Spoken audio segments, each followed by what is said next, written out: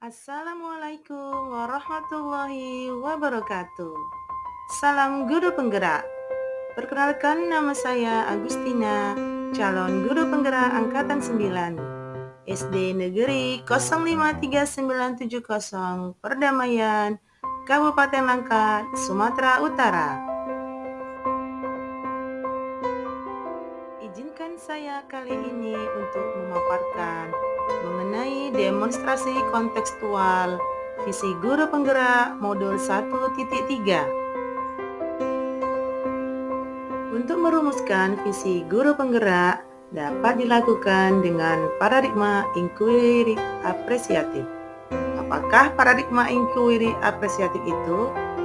Inquiry apresiatif adalah mengidentifikasi hal baik yang telah ada di sekolah dan mencari cara bagaimana hal tersebut dapat dipertahankan dan memunculkan strategi untuk mewujudkan perubahan ke arah yang lebih baik lagi. Agar dapat menerapkan pendekatan inquiry apresiatif, maka langkah yang dapat dilakukan adalah dengan metode Bagja.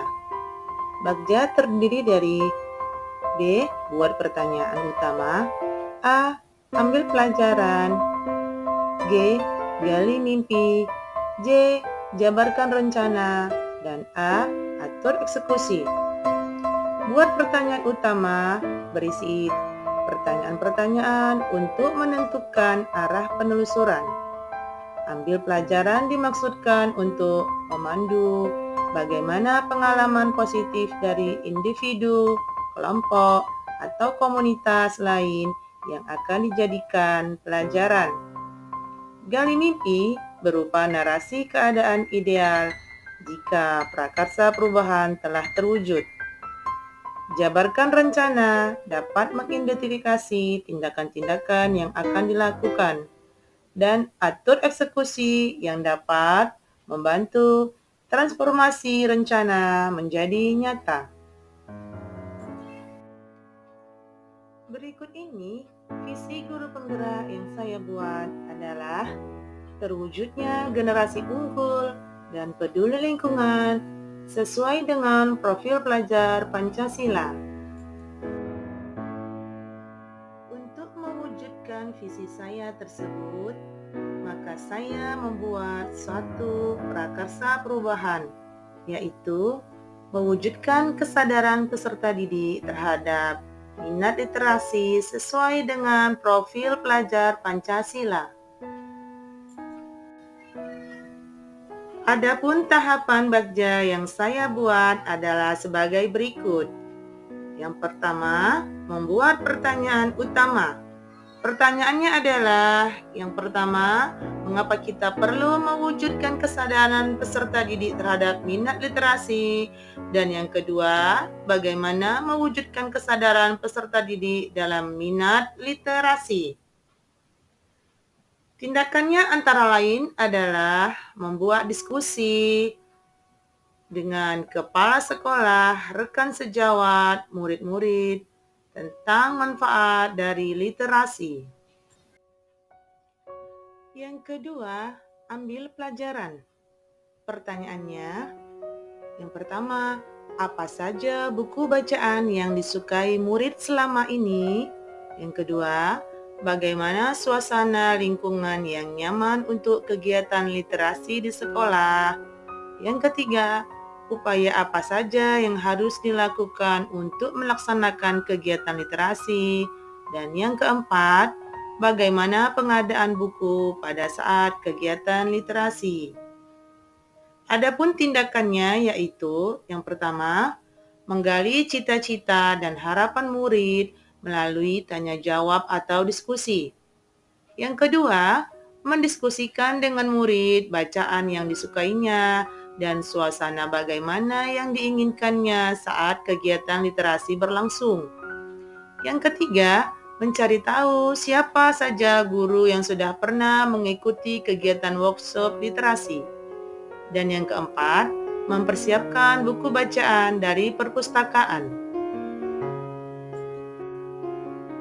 Yang ketiga, gali mimpi.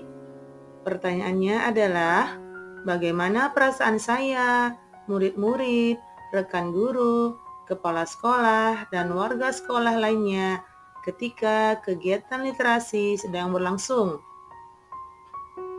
Yang kedua, apa saja manfaat yang dapat diperoleh dengan literasi?